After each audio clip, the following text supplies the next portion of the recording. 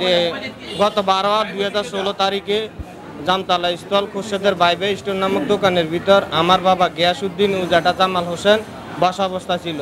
আসামি তোফাইল আহমদ তোতার নেতৃত্বে এবং আসামি হায়দার আলীর হুকুমে আমার বাবা গিয়াসউদ্দিন ও জ্যাঠা জামাল হোসেনকে অতর্কিতভাবে হামলা করে। সদর দক্ষিণ থানার মামলা নাম্বার 30, তারিখ ছিল 13/8/16। ঘটনাটা সংক্ষিপ্তভাবে হলো এই, জায়গা সম্পত্তি নিয়ে দুই পক্ষের মধ্যে কিছু ঝগড়াঝাটি ছিল, তার 7 ধারা মামলা হয়েছে। তার পরবর্তী পর্যায়ে তাদেরই আত্মীয় স্বজন দেশের বাইরেও ছিল, আসামিদের ওনারাও আসলেন। এসে সবাই বিভিন্ন সময়ে বিভিন্ন সলা পরামর্শ করে ষড়যন্ত্র করে এবং এক পর্যায়ে তারা সিদ্ধান্ত নিলেন যে এদেরকে হত্যা করবেন বা খুন করে ফেলবেন। এই ধরনের একটা মানসিক চিন্তা তারা করলেন। করার পরেই এই ঘটনা ঘটাইলেন।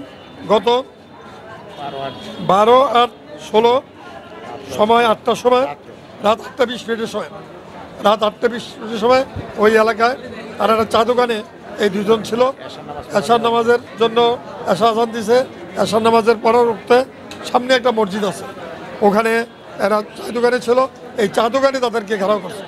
এই আসামিরা সহ আরও বিদেশ চলে গেছে না দুজন, এরা সহ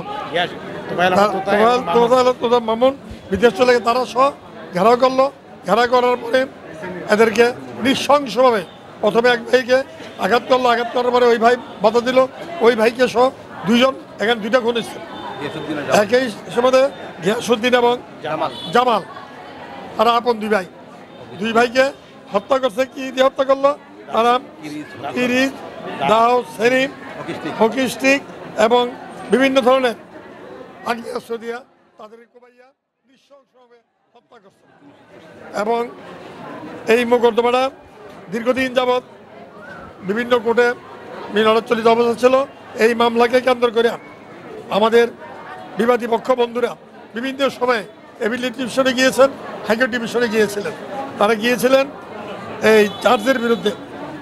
ওনাদের দাবি দেওয়া এই আদালত যখন রিজেক্ট করলেন, ওনারা মনে করলেন যে এটা তাদের সঠিক হয় নাই।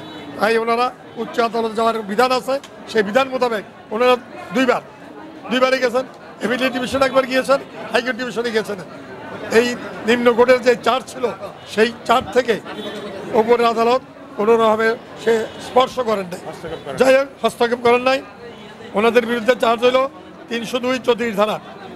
302 হত্যা, 34 হলো সহযোগিতা করা। তো এই মামলা মোট সাক্ষী হয়েছে 13 জন সাক্ষী। তারা সবাই এতে প্রত্যক্ষদর্শী ছিল, 1 2 তারাও প্রত্যক্ষ দেখছে, এই কথা বলছে এবং অন্যান্য সাক্ষীরা বলছেন। এবং এই মামলাটাতে আসামি পক্ষ সাক্ষী দেওয়ার নিয়ম আছে, সাফাই সাক্ষী বলে। এবং অ্যাকর্ডিংলি ওনারা 2 জন সাফাই সাক্ষী দিচ্ছেন প্রকাশ্য আদালতে। আসামিদের ভিতরে 6 জনকে এই আমাদের চতুর্থ আদালত জাহাঙ্গীর আলম সাহেব আজকে প্রকাশ্য আদালতে তাদের রায় উনি ঘোষণা করলেন। এই ঘোষণা অনুযায়ী আসামি তোফায়েল আহমদ সহ 6 জনকে আপনি মৃত্যুদণ্ড দেন 302 এবং 50,000 টাকা জরিমানা করেন। আসামি প্রাপ্ত রইলেন তোফায়েল আহমদ, কামাল হোসেন, আলমগীর হোসেন, মামুন, বাবুল, হারুন রশিদ। ওনাদের প্রত্যেকের মৃত্যুদণ্ড এবং 50,000 টাকা জরিমানা।